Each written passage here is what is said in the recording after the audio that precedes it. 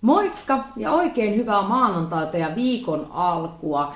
Monella kellä on painonpudotus, rasvanpolttoa tai kiinteytymistavoitteita käy näin maanantaisin vaalla.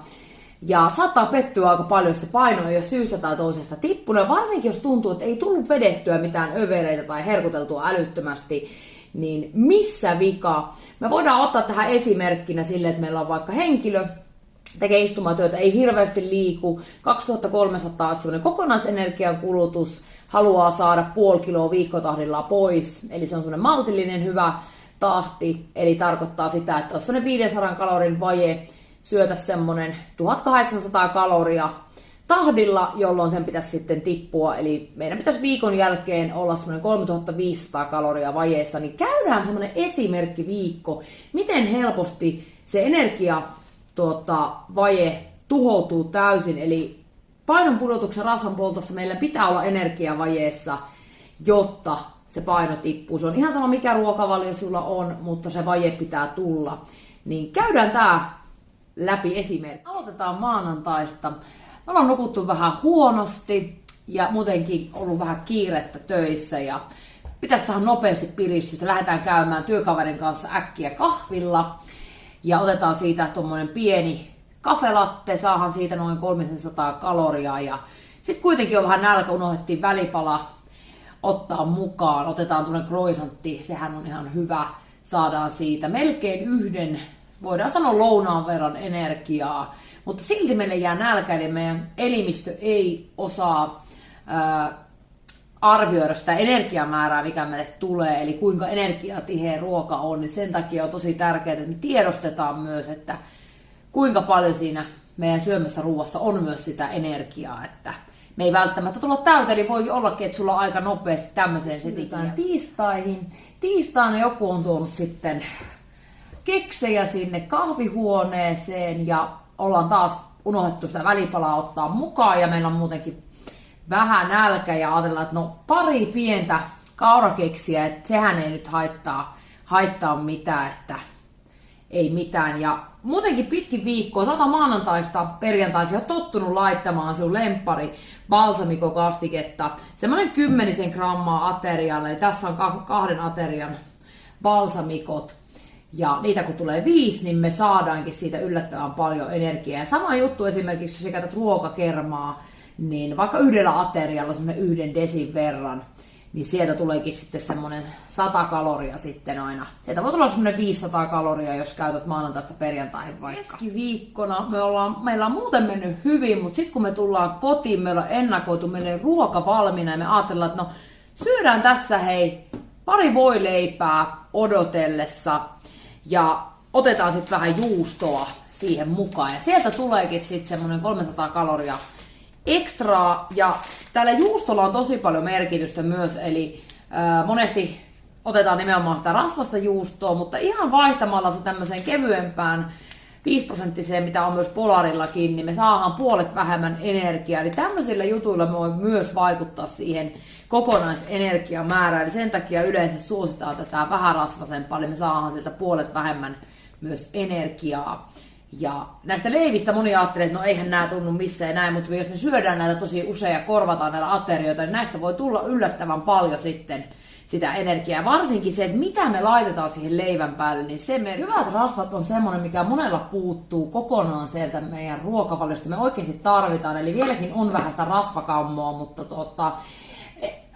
hyvät rasvat sisältää tosi paljon energiaa, eli se määrä on tosi tärkeä. Eli nyt jos me arvioidaan, moni arvioi, että okei, kourallinen pähkinöitä on tässä, mutta jos vaikka ohjeessa on 15 grammaa, niin jos me arvioidaan, että tässä se on 15, tässä on 30 grammaa, me saadaankin puolet enemmän energiaa. Eli sen takia se määrä on tärkeä. Tämmöiset kasvipähkinätkin, näitä myydään ihan pienemmissä pusseissa, olisikohan 30-50 grammaakin, niin semmonenhan menee helposti siinä samalla ajaessa vaikka asiakkaalle tai muuta, ja me saadaankin sieltä sitten aika nopeasti aika paljon energiaa, eli rasvoissa se määrä on tärkeä, semmoinen peukalon mitan kokoinen.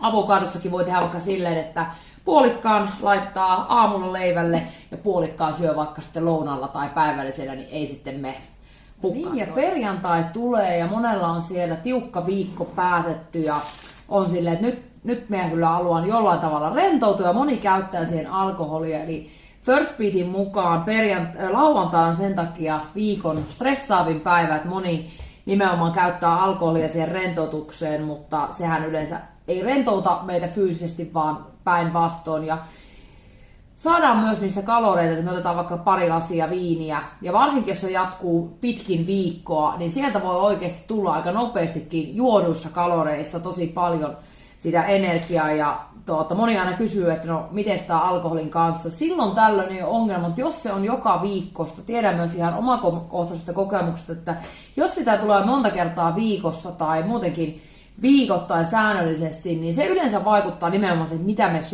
me syödään silloin, kun me juodaan, ja mitä me syödään seuraavana päivänä. Se vaikuttaa meidän palautumiseen ja sitä kautta myös treeneihin, eli ei ole ensimmäisenä mielessä treeni. Niin sen takia myös alkoholin käyttöä kannattaa miettiä, jos on rasvanpolto- tai painonpudotustavoitteita, että myös ne juodut kalorit kyllä lasketaan. Ja ihan yhdessä vaikka koktaileissakin voi olla Sex on the Beach vaikka tai Pina Colada, niin semmoisesta 300-500 kaloria, eli siitä tulee tosi nopeasti semmoinen ateria. Tulee, ja monelle se tarkoittaa, että halutaan syödä vähän eri tavalla ja voidaan palkita itteemme tai rentoutua nimenomaan sen ruoan kanssa. Ja ollaankin silleen, että hei, nyt me otankin 2 lasia esimerkiksi omenamehoa. Se voi olla vaikka lauantai ja sunnuntai, ja sieltä me saadaan helposti myös sitä lisää energiaa. Me emme maista sitä, meidän elimistö ei sitä huomaa, ja sitten ollaan, että no otetaan vielä pari just tuoreita Karjalan piirakoita, ai että tuohon ei ole edes laitettu, että mitä siellä on päällä, mutta sieltä voi tulla helposti se 300 kaloria. Monella voi olla nämä piirakat semmoisia, mitä ottaa välipalana nopeasti sieltä paistopisteestä, mutta tässä just tulee se rasva- ja hiilihydraattiyhdistelmä, joka yleensä nostaa sen energiamäärän tosi ylös, ja tässä on todella vähän myös proteiinia, eli proteiini pitää parhaiten nälkää, ja jos meillä jää se proteiini kokonaan pois, niin voi olla, että kun se syöt tämän vaikka 9-10-11 aikaa, sulla on jo nälkä. Sä oot silleen, että ei vitsi, että mä vasta söin tässä piirakkaa ja muuta, että miksi minulla on nälkä. Niin se, että mitä se ravinto sisältää, on tosi tärkeässä osassa. Ja sitten me ollaan, että no hei, kyllä me voidaan, nyt ollaan vedetty viikko hyvin, niin otetaan tuommoinen kaupan vaikka pizza, saadaan siitä noin 700 kaloria. Toki jos mentäisiin johonkin kotipizzaan tai joku monsterpizza, niin sieltähän voi tulla 1000-1500 kaloria sitten ekstraa, mutta tää oli nyt sitten lauantain osalta. Sitten sunnuntaina rupeaa vähän työt ahdistamaan, vähän on silleen, että ei vitsi, että nyt pitäisi kohta mennä töihin, että haetaan vähän karkeasta esimerkiksi lohtua. Otetaan tuonne pienempi pussi vaikka Pandalta, 150 grammaa. Suklaa on yleensä vielä energiapitoisempaa kuin sitten ihan tuommoiset, karkeassakin on eroja. Tai sitten, niin kun, että sieltä tulee semmoinen 700 kaloria. Tai sitten irtokarkkeja, otetaan 300 grammaa, se ei ole niin paha, mutta sieltä tuleekin sitten semmoinen 1000 kaloria jo. Eli hyvin energiatiheitä, ja me ei taas nähdä sitä. Nämähän on ihan äärettömän hyviä, mutta just se, että jos me ei ole tietoisia näistä meidän valinnoista, niin meille tulee tosi paljon sitä energiaa. Että hyvin pienessä määrässä meille tuleekin sitä energiaa tosi paljon. Eli tämän takia on hyvä olla tietoinen myös siinä, että mikä on tavallaan se kokonaisuus siinä päivän ja nimenomaan viikon aikana, että me ei tuijoteta vaan sitä yksittäistä ruokaa, että no niin nyt se on tämä, vaan nimenomaan se koko viikko vaikuttaa siihen. Summa summarum, mitä tästä nyt voidaan päätellä, niin tämän takia ei ehkä kannata niin tarkasti olla, että hyvät ja huonot ruuat, koska me voidaan oikeasti myös ihan tämmöisillä hyvilläkin ruuilla, se voi vaikuttaa siihen, että meidän paino ei tipu. Esimerkiksi jos me vaikka otetaan kanan tilalla, otetaan kasvis, halutaan vaikka nyhtökauraa tai härkkistä, joista tulee 2-3 kertaa enemmän energiaa. Eli aina se, että se on kasvis tai vähärasvainen tai proteiini tai joku muu, se ei tarkoita sitä, että se on automaattisesti hyvä. Eli kannattaa aina katsella tänne etiketti vähän, että mitä se sisältää se sun ruoka, mitä sä syöt. Ja se, että se joskus syöt tai silloin tällöin juottaa ja muuta, niin sillä ei ole merkitystä, mutta katse siihen, että mitä sä teet säännöllisesti. Ja näitä kannattaa oikeasti kirjata vaikka jonnekin Fat Secretiin, Sulamoon, Jatsioon. Kirjoittaa myös se viikonloppu, koska moni vähän niin kuin unohtaa sen tai demonisoi hiilihydraatteja, että no niin, ei voi syödä leipää, ei voi syödä hedelmiä, ja paino nousee, mutta sitten siellä onkin tosi jotain energiapitoisia, vaikka välipaloja, snackseja, juodaan sitä energiaa tai muuta, niin näihin kannattaa ehdottomasti kiinnittää huomiota, koska kun se ei syö sitä terveellistä monipuolista ruokaa, niin sä oikeasti syödä sitä aika paljon ja se ei todellakaan lihota, vaan nimenomaan kun sä syöt säännöllisesti, niin sulla ei tule yhtäkkiä semmoisia tosi energiapitoisia ruokia sinne.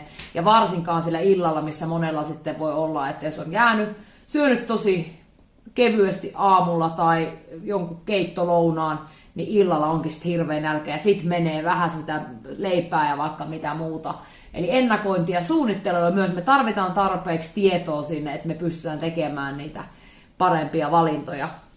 Mutta sen takia, ja on hyvä muistaa, että painonpudotus on eri asia kuin ylläpito. Eli ylläpidossa me voidaan olla paljon rennompia, mutta painonpudotuksessa me tarvitaan siihen tiettyä tarkkuutta. Ja sen takia on ihan varsinkin hyvä punnita esimerkiksi rasvat ja muut. Jos ei ole mitään hajua näistä, niin kannattaa yleensä vähän katsoa, että mistä lähtee liikkeelle.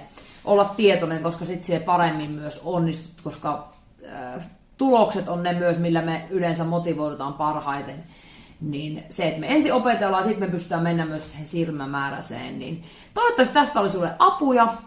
Ja voit laittaa mulle ihan viestiä ja muuta kysymyksiä tai näin, jos tulee jotain. Ja sitten vaan suunnittelemaan omaa tämän viikon ruokailuja. Ja kannattaa tosiaan ennakoida myös se ilta, että ei sitten tule nälkäisenä kotiin ja sitten kaikki kaapit tyhjentyy. Ja myös sitten se, että kotiin ei kanna mitään semmoista, mikä veisi omaa projektia taaksepäin. Eli sen takia minulla ei ole tässä nyt näyttää karkkeja tai muuta, eli ne on tuolla kaupan hyllyssä, koska jos se on siellä sun kaapeissa, vierasvaraan sitä helposti sitten syö sen